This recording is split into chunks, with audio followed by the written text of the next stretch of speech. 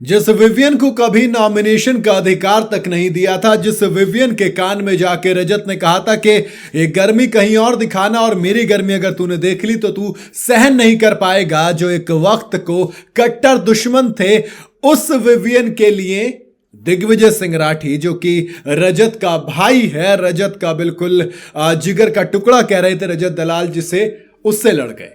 आखिर ऐसा क्या हुआ कि इतनी तगड़ी दोस्ती विवियन और रजत में हो गई कि बिग बॉस को यादव की वो फोटो दिखानी पड़ी। आखिर ऐसा क्या हुआ कि उस नए दोस्त के चक्कर में पुराने भाई से कट्टर दुश्मनी कर ली, उससे लड़ बैठे रजत दलाल। ये सवाल मेरे मन में इसलिए आया क्योंकि यार मुझे ऐसा लगा कि पहले दिग्विजय सिंह राठी कुछ ज्यादा ही कर रहे हैं, बट अगेन अब क्या हो रहा है, अब रजत दलाल पूरी तरीके से ऐसा लग रहा है विवियन को इंप्रेस करने के लिए या फिर कुछ ना कुछ तो हुआ है ऐसा, जो पूरे का पूरा मामला शिफ्ट रजत दलाल का विवियन डिसाना की तरफ हो गया है।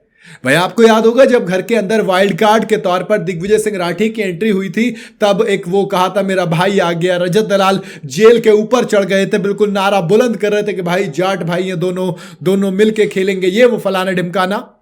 लेकिन फिर एक कॉफी वाला इंसिडेंट होता है और उसके लिए मैं क्लियर कह रहा हूं दिग्विजय ज्यादा करें, रजत दलाल ने इतनी बड़ी गलती नहीं की क्योंकि उसके बाद उन्होंने कई सारी चीजें रजत दलाल ने दिग्विजय सिंह राठी के लिए की हैं, तो इसलिए उस चीज को आप नहीं भूल सकते, नहीं पीछे छोड़ सकते। बट अगेन रजत दलाल उनके लिए समीकरण बिठाने गए, तब विवियन से दोस्ती वगैरह हुई, सब कुछ हुआ कहीं ना कहीं करणवीर मेहरा की वजह से। करणवीर मेहरा के खिलाफ जाने के लिए उन्होंने दिग्विजय को चक्कर में दिग्विजय को उस टाइम पे छोड़ा। करणवीर मेहरा का दुश्मन विवियन था, अब विवियन के दुश्मन रजत दलाल भी हुआ करते थे, मगर जब करणवीर मेहरा थे तो उनके चक्कर में विवियन और रजत की दोस्ती हो गई। इतना तगड़ा ट्रायंगल हो गया भाई, मेरा भेजा फ्राई हो गया कसम से। तो देखो ध्यान से सुनो, करणवीर मेहरा के चक्कर में विवियन डिसाना से दोस्ती कर ली रजत दलाल ने क्योंकि वो खिलाफ थे, और अब करणवीर मेहरा का दोस्त दिग्विजय सिंह राठी है, तो इन दोनों के खिलाफ ये दोनों इकट्ठे हो गए हैं, लामबंद हो गए हैं भैया। समीकरण जो बिठाने थे उसी लैंग्वेज में मैंने कहा कि लामबंदी कर दी गई है। तभी तो जब दिग्विजय सिंह राठी ने ड्यूटी नहीं करने वालों को, यानी कि विवियन वाला जो ग्रुप था, बग्गा पाजी, अविनाश और विवियन, इन तीनों ने जब काम करने से, ड्यूटी करने से मना कर दिया, तब दिग्विजय सिंह राठी ने क्लियर कह दिया कि अगर आप ड्यूटी नहीं करेंगे तो आपका खाना नहीं बनेगा।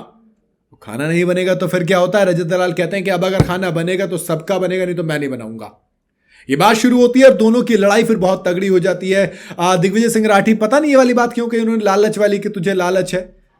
मतलब अगर लालच होता तो फिर दिग्विजय सिंह राठी को थोड़े टाइम गॉड बनाते, वो किसी को बना सकते थे, वो वहां पर पंगा नहीं लेते और काफी कोशिश करते। लेकिन ऐसा लगा कि दिग्विजय सिंह राठी काफी एक तरीके से वो जो पोक कर दिया था रजत दलाल को, उसको वेंट आउट करने के लिए चाह रहे थे कि भैया रजत आप बोल लो जो आपको बोलना, ताकि ये गुस्सा, ये मनमुटाव खत्म हो और ये लड़ाई झगड़ा आगे तक ना जाए। और फिर दोनों में तकरार हुई, फिर बीच में ईशा वगैरह ये सब आके उस माचिस के तिल्ली और मिट्टी का तेल डालने की कोशिश की, आग लगाने की कोशिश की, दोनों के बीच लड़ाई हुई भी।